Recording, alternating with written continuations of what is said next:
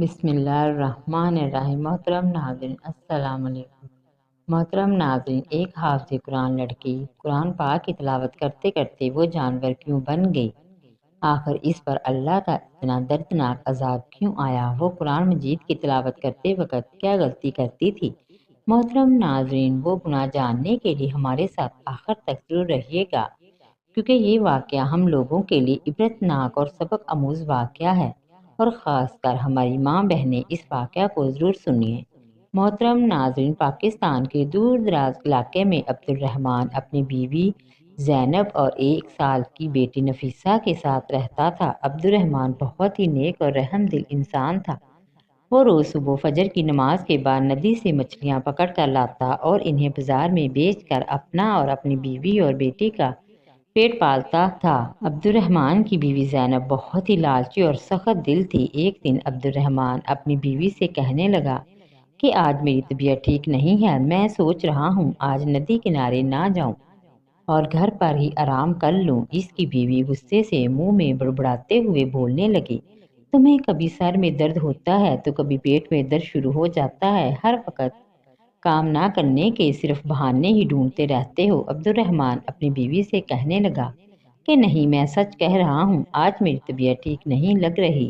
اس کی بیوی غصے سے بولی، ٹھیک ہے، مت جاؤ، آج میری بھی طبیعت ٹھیک نہیں ہے، میں گھر کا کوئی کام نہیں کروں گی، صرف اور صرف آرام کروں گی۔ اس کا شوہر نرمی سے بولا کہ اچھا ٹھیک ہے، تم ناراض مت ہو، میں کام پر چلا جاتا ہوں۔ عبد الرحمن نے ندی کے اندر مچھلیاں پکڑنے کے لیے جب جال کو پھینکا، جال جیسے ہی وہ باہر نکالنے لگا تو اس کی نظر سامنے ایک ٹوکری پر پڑتی ہے جس میں ایک بچی ہوتی ہے۔ عبد الرحمن ٹوکری کو ندی سے باہر نکالتا ہے۔ عبد الرحمن ادھر ادھر دیکھتا ہے، آخر کار یہ بچہ نہ جانے کون چھوڑ کر یہاں چلا گیا ہے، بچے کو ٹوکری میں ڈال کر ندی میں کس نے چھوڑ دیا ہے۔ عبد الرحمن کو وہاں ندی کے آس پاس کوئی بھی دکھائی نہ دیا۔ اس نے سوچا، میں یہ بچہ اپنے گھر پر لے کر چلا جاتا ہوں، نہیں تو یہ بچہ یہیں مر جائے گا۔ وہ بچہ زور زور سے رو رہا تھا۔ عبد الرحمن جلدی سے اپنے گھر میں چلا گیا اور اپنی بیوی سے کہنے لگا کہ زینب جلدی دیکھو میں کیا لے کر آیا ہوں۔ زینب بچی کے رونے کی آواز سن کر دیکھتے ہی کہنے لگی کہ یہ کہاں سے بچی اٹھا کر لے آئے ہو، کیا تکلیف ہے، کیوں شور مچا رکھا ہے، اوپر سے تم جلدی گھر آ گئے ہو، اور یہ کون سی نئی مصیبت اٹھا کر لے آئے ہو، کب بازار جاؤ گے، کب پیسے لے کر آؤ گے۔ عبد الرحمن کہنے لگا، تمہیں تو بس ہر وقت پیسوں کی پڑی رہتی ہے، اس چھوٹی معصوم بچی کو تو دیکھو جس کو کسی نے ٹوکری میں ڈال کر ندی میں چھوڑ دیا تھا۔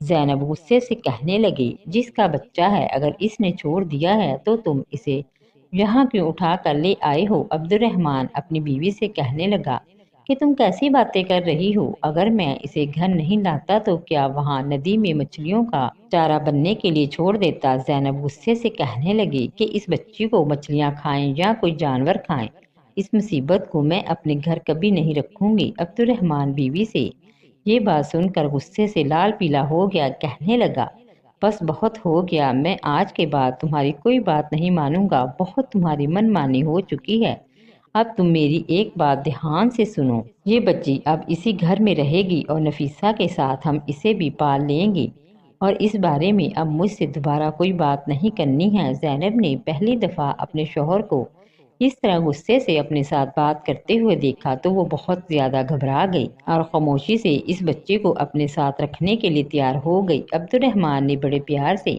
اس بچی کا نام فاطمہ رکھا تھا۔ آہستہ آہستہ وقت کے ساتھ نفیسہ اور فاطمہ دونوں بڑی ہو گئی۔ ایک دن فاطمہ عبد الرحمن سے کہنے لگی کہ ابو جان، کیا میں بھی آپ کے ساتھ ندی میں مچھلیاں پکڑنے کے لیے جا سکتی ہوں؟ عبد الرحمن اپنی بیٹی فاطمہ کی بات سن کر بہت زیادہ ہنسا اور کہنے لگا، کیوں بیٹی، کیا تمہیں بھی مچھلیاں پکڑنا سیکھنا ہے؟ فاطمہ نے کہا، جی ابو جان، میں بھی آپ کی طرح مچھوارہ بننا چاہتی ہوں۔ عبد الرحمن فاطمہ سے کہنے لگا کہ بیٹی ابھی تم بہت چھوٹی ہو، ابھی تم اپنی بہن نفیسہ کے ساتھ کھیلو، جب بڑی ہو جاؤ گی تب میرے ساتھ چلنا۔ اتنے میں زینب اپنے شوہر سے آ کر کہنے لگی، اگر جانا ہی چاہتی ہے تو تم کیوں نہیں اسے اپنے ساتھ لے جاتے، اچھا ہے نا، آپ کا کام بھی جلدی ہو جایا کرے گا۔ عبد الرحمن اپنی بیوی سے کہنے لگا، مجھے نفیسہ اور فاطمہ کو اگر کوئی بھی کام سکھانا ہوگا تو میں خود سکھا دوں گا، تمہیں اس کے لیے پریشان ہونے کی ضرورت نہیں ہے۔ زینب فاطمہ کو ذرا بھی پسند نہیں کرتی تھی، لیکن وہ اپنے شوہر کی وجہ سے مجبور تھی۔ ایک دن اچانک عبد الرحمن کی موت ہو گئی۔ نفیسہ اور فاطمہ باپ کی موت کی خبر سن کر بہت زیادہ دکھی ہو گئی۔ زینب نے اپنی بیٹی نفیسہ کو اپنے گلے لگا لیا اور کہا کہ بیٹی، تمہارے باپ کا ساتھ ہمارے ساتھ یہیں تک تھا، اب تمہیں بہت ہمت رکھنی ہوگی۔ نفیسہ اپنی ماں کو روتے ہوئے کہنے لگی کہ اماں، اب ہمارے گھر کا گزارا کیسے ہوگا؟ اللہ نے ہمارے سر سے ہماری چھت ہی چھین لی ہے، اس گھر کا گزارا کس طرح سے ہوگا؟ اس کی ماں نے کہا کہ فاطمہ ہے نا اپنے باپ کی جگہ یہ مچھلیاں پکڑ کر لایا کرے گی، اس نے تو اپنے ابو سے مچھلیاں پکڑنا سیکھا ہے۔ فاطمہ اپنی ماں کی بات سن کر روتے ہوئے کہنے لگی کہ ہاں ہاں امی جان، کیوں نہیں، میں ہوں نا، میں خود اپنے ابو جان کی جگہ پر کام کروں گی، آپ فکر مت کریں۔ زینب فاطمہ سے کہنے لگی کہ بس زیادہ پیار دکھانے کی ضرورت نہیں ہے، تم ہی جاؤ گی کام کرنے کے لیے، اور کون جائے گا؟ باپ کے مرنے کے بعد فاطمہ کے دن ہی بدل چکے تھے۔ زینب اسے گھر کا سارا کام کرواتی اور مچھلیاں پکڑنے اور ندی میں سے پانی بھرنے کا کام بھی فاطمہ کو کرنا پڑتا، لیکن اسے کھانا ہمیشہ باسی اور تھوڑا سا ملتا تھا۔ ایک دن جب فاطمہ ندی سے پانی لینے کے لیے گئی تو وہ اپنے باپ کو یاد کر کے بہت رو رہی تھی۔ ابو جان، آپ مجھے چھوڑ کر کیوں چلے گئے ہیں؟ مجھے آپ کی بہت یاد آتی ہے۔ مجھے آج پتہ چلا کہ اس گھر میں مجھے آپ کے سوا کوئی بھی پیار نہیں کرتا تھا۔ آپ کے جانے کے بعد ماں مجھے کھانا بھی ٹھیک سے نہیں دیتی۔ میں نماز پڑھ کر ہر روز اللہ تعالیٰ سے دعا کرتی ہوں کہ میرے ابو جان میرے ساتھ واپس آ جائیں، کیا ایسا نہیں ہو سکتا؟ میں کیا کروں؟ آپ مجھے کوئی راستہ دکھائیں۔ لیکن اسے کوئی جواب نہیں ملتا، وہ روتے روتے گھر آ جاتی ہے۔ فاطمہ جیسے ہی گھر پر آئی، اس کی ماں غصے سے اس کو کہنے لگی، آ گئی مہرانی، ندی سے پانی لانے میں اتنا وقت لگتا ہے؟ فاطمہ روتے ہوئے اپنی ماں سے کہنے لگی کہ ماں، پانی بھر کر مٹکا بھاری ہوتا ہے، اس لیے میں آہستہ آہستہ چلتے آتی ہوں تاکہ پانی گر نہ جائے۔ اس کی ماں کہنے لگی کہ بس اپنی بکواس بند کرو، کوئی بھی کام ٹھیک سے تم کرتی نہیں ہو، اوپر سے اتنا کھانا کھاتی ہو۔ فاطمہ اپنی ماں سے کہنے لگی کہ ماں، کھانا تو آپ مجھے آدھے پیٹ کا بھی نہیں دیتی، اوپر سے باسی کھانا کھانے کو ملتا ہے۔ فاطمہ کی بات سن کر اس کی ماں کو بہت غصہ آیا اور کہنے لگی کہ میرے سامنے زبان چلاتی ہو، میں تمہاری اچھے سے خبر لیتی ہوں، تب جا کر تمہارا دماغ ٹھیک ہوگا۔ فاطمہ کی ماں نے فاطمہ کو بہت مارا، یہاں تک کہ اس کے سر سے خون بہنے لگا۔ نفیسہ یہ سب دیکھ کر پاس بیٹھی مسکرا رہی تھی۔ دوسرے دن فجر کی نماز کے بعد فاطمہ دعا کرتے ہوئے اللہ تعالیٰ کے سامنے بہت روئی، پھر روتے روتے اٹھ کر ندی کنارے چلی گئی۔ اس دن فاطمہ جب ندی کنارے پانی لینے کے لیے گئی، فاطمہ وہاں پر اپنا زخمی سر پکڑ کر بہت رو رہی تھی۔ اتنے میں ندی کے پاس ایک اللہ والے بزرگ آ رہے تھے۔ اس نے فاطمہ سے کہا کہ بیٹا، کیا مجھے پانی پینے کے لیے ملے گا؟ فاطمہ جلدی سے مٹکے میں پانی لے کر آئی اور اللہ والے بزرگ کو پانی پلانے لگی۔ پانی پینے کے بعد اللہ والے بزرگ نے فاطمہ کے سر پر ہاتھ رکھا اور کہا، بیٹی، تم بہت اچھی ہو، تم نے مجھے پانی پلایا ہے، اس کے بدلے میں تمہیں کچھ دینا چاہتا ہوں۔ فاطمہ ان بزرگ سے کہنے لگی کہ مجھے کچھ نہیں چاہیے۔ اللہ والے نیک بزرگ فاطمہ سے کہنے لگے کہ بیٹی، کیا تمہیں کسی بھی چیز کی ضرورت نہیں؟ فاطمہ کہنے لگی کہ نہیں، میرے ابو جان نے مجھے صرف یہی سکھایا ہے کہ ہمیں کسی کی مدد بنا کسی لالچ کے کرنی چاہیے۔ فاطمہ کے ماتھے سے بہتا ہوا خون دیکھ کر اللہ والے بزرگ نے فاطمہ سے کہا کہ بیٹی، یہ تمہارے ماتھے پر کیا ہوا ہے؟ فاطمہ اتنی بات سن کر پھر سے رونے لگی اور اپنی دکھ بری ساری کہانی اللہ والے نیک بزرگ کو سنا دی۔ اللہ والے نیک بزرگ فاطمہ کی بات سن کر کہنے لگے کہ بیٹی، پریشان مت ہو، اللہ تعالیٰ نیک بندوں کے ساتھ ہوتا ہے۔ اس ندی کے پاس ایک جھونپڑی ہے، میں وہاں پر رہتا ہوں۔ مجھے تمہارے بارے میں یہ دیکھ کر بہت زیادہ دکھ ہوا کہ تم پر تمہاری ماں اتنا زیادہ ظلم کرتی ہے۔ وہ اللہ والے نیک بزرگ فاطمہ سے کہنے لگے کہ میں تمہارے لیے اللہ سے ایک دعا کرتا ہوں کہ آج کے بعد تمہاری آنکھوں میں جو بھی آنسو نکالے گا، جو بھی تمہیں پریشان کرے گا، جو بھی تمہیں تکلیف دے گا، جس کی وجہ سے تمہارے آنسو بہیں گے، تو اس کی آواز سے ہمیشہ سور کی آواز ہی نکلے گی، اور اللہ تعالیٰ تمہاری آواز میں ایک ایسی تاثیر پیدا کر دیں گے کہ تم جب بھی قرآن کی تلاوت کرو گی، جب بھی تم قرآن کو کھول کر اس کو پڑھو گی، تو تمہارے قرآن کی تلاوت سن کر ہر کوئی اپنے دکھ کو بھول جائے گا۔ اتنا کہہ کر اللہ والے نیک بزرگ اپنے راستے پر واپس چلے گئے اور فاطمہ اپنے راستے اپنے گھر کو چل پڑتی ہے۔ راستے میں اس کا دل کرتا ہے کہ وہ قرآن پڑھے، اس کی تلاوت کرے۔ جیسے ہی وہ اپنا منہ کھولتی ہے تو اس کے منہ سے قرآن کی تلاوت نکلنا شروع ہو جاتی ہے۔ وہ خود ہی اپنی قرآن کی تلاوت سن کر خوش ہو رہی تھی۔ جیسے ہی تمام پرندے اس کی تلاوت کو سن رہے تھے، ہر کوئی خاموشی سے مست مگن ہو گیا اور ہر کوئی اپنا دکھ بھولتا جا رہا تھا۔ جیسے ہی فاطمہ گھر پر پہنچی تو فاطمہ کی ماں غصے سے کہنے لگی کہ آگے مہرانی کہاں لگا دی اتنی دیر۔ فاطمہ مسکراتے ہوئے اپنی ماں سے کہنے لگی کہ ماں، آج مجھے ندی کنارے ایک اللہ والے نیک بزرگ ملے تھے۔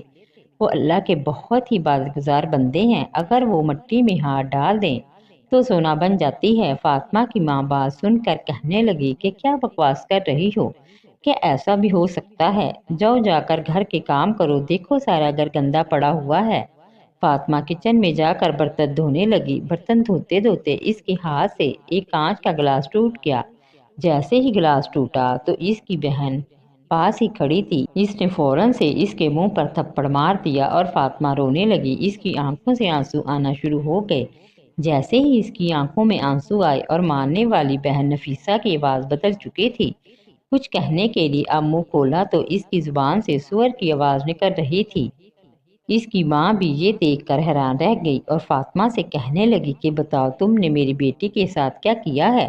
اس نے کہا کہ ماں، آج مجھے اللہ والے نیک بزرگ ندی پر ملے تھے، انہوں نے اللہ سے دعا کی تھی تو یہ سب کچھ ہوا ہے۔ ماں، انہوں نے کہا تھا کہ جب بھی تمہیں کوئی مارے گا، تمہارے آنسو جیسے ہی اس انسان کی وجہ سے گریں گے، انسانوں کی آواز کی بجائے اس کے گلے سے سور کی آواز نکلے گی۔ اس کی ماں یہ سب سن کر خاموش ہو گئی، مگر پھر بھی وہ اپنی حرکتوں سے باز نہیں آ سکتی تھی۔ اس نے اس کو مارا تو نہیں، مگر اس کو گھر سے نکال دیا۔ فاطمہ باہر آ کر ایک درخت کے نیچے لیٹ گئی اور روتے ہوئے اس نے قرآن پاک پڑھنا شروع کر دیا۔ جیسے ہی وہ قرآن پاک پڑھنا شروع ہوئی تو وہ اپنے سارے غم اور سارے دکھ بھول گئی۔ فاطمہ کی آواز وہاں پر جاتے جاتے کسی ایک شہزادے کے کانوں پر گونجنے لگی۔ شہزادہ فاطمہ کی آواز کا دیوانہ ہو گیا اور فاطمہ کے پیچھے پیچھے اس کے گھر تک آ گیا۔ اتنی دیر میں فاطمہ کی ماں فاطمہ کو واپس اپنے گھر پر لے گئی تھی۔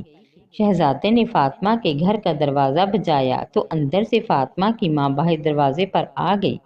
شہزادے نے فاطمہ کی ماں سے کہا کہ یہاں پر کون تھا جو قرآن کی تلاوت کر رہا تھا؟ مجھے وہ آواز یہاں تک کھینچ لائی ہے، میں تو اس کی آواز کا دیوانہ ہو گیا ہوں۔ کون ہے جو اتنی خوبصورت آواز میں اللہ کا کلام پڑھ رہا تھا؟ یہ شہزادے کی بات سن کر زینب کہنے لگی کہ یہ آواز تو میری بیٹی نفیسہ کی ہے، جس کو اللہ نے اتنی خوبصورت آواز سے نوازا ہے۔ شہزادی نے یہ سن کر کہا، میں آپ کی بیٹی سے شادی کرنا چاہتا ہوں، اس لیے جو آپ کہیں میں وہ سب کچھ کرنے کے لیے تیار ہوں۔ اس لیے آپ کو جتنا پیسہ دولت چاہیے میں سب کچھ لٹا سکتا ہوں، آپ صرف اپنی بیٹی کی شادی مجھ سے کر دیں۔ یہ بات سن کر زینب نے اپنی بیٹی نفیسہ کی شادی کے لیے ہاں کر دی، لیکن نفیسہ کی آواز تو ایک سور کی آواز جیسی تھی جو کہ بہت ہی بری تھی۔ جب شادی کا وقت قریب آیا تو شہزادے کے باپ نے زینب سے کہا کہ میں آپ کی بیٹی کی آواز میں کچھ سننا چاہتا ہوں، میں بھی دیکھنا چاہتا ہوں کہ ایسا کون سا کلام پڑھتی ہے۔ یہ باتیں سن کر زینب اور اس کی بیٹی نفیسہ بہت زیادہ گھبرا جاتی ہے، کیونکہ آج کے دن ان کی اصلیت سب کے سامنے آنے والی تھی۔ شہزادے کے باپ کی باتیں سن کر نفیسہ رونے لگی اور ایک کاغذ پر ساری سچائی لکھ کر بتا دی، اور ماں بیٹی کا اتنا بڑا جھوٹ دیکھ کر ان کو گرفتار کر لیا گیا۔ فاطمہ یہ سارا منظر کھڑی کھڑی اپنی آنکھوں سے دیکھ رہی تھی۔ فاطمہ آ کر شہزادے کے باپ کے پاؤں میں گر گئی اور اپنی ماں اور اپنی بہن کی طرف سے معافی مانگنے لگی۔ اگر آپ نے گرفتار کرنا ہے، سزا دینی ہے تو آپ مجھے دے دیجئے، ان سب کی ذمہ دار میں ہوں، کیونکہ وہ قرآن کی تلاوت کوئی اور نہیں میں کر رہی تھی۔ تو شہزادے نے میری آواز کو سنا تھا۔ شہزادہ جب بھی میری بہن کو دیکھتا وہ صرف اپنا منہ پیچھے کر کے کھڑی ہو جاتی تھی اور دوسری طرف اپنی سریلی آواز میں اللہ کا کلام پڑھتی تھی۔ وہ بادشاہ کہنے لگا، اگر ایسی بات ہے تو تمہیں آج اور اسی وقت یہاں سب کے سامنے قرآن کی تلاوت کرنی ہوگی۔ جیسے ہی اس نے قرآن پاک پڑھنا شروع کیا، سب کے غصے ٹھنڈے ہو گئے۔ سب مگن ہو گئے، اس کا قرآن سننے لگے۔ قرآن سننے کے بعد شہزادے کے باپ بادشاہ نے فیصلہ کیا کہ میں آپ سب کو ایک شرط پر معاف کر دوں گا، اگر آپ اپنی بیٹی فاطمہ کی شادی میرے اکلوتے شہزادے سے کر دیں۔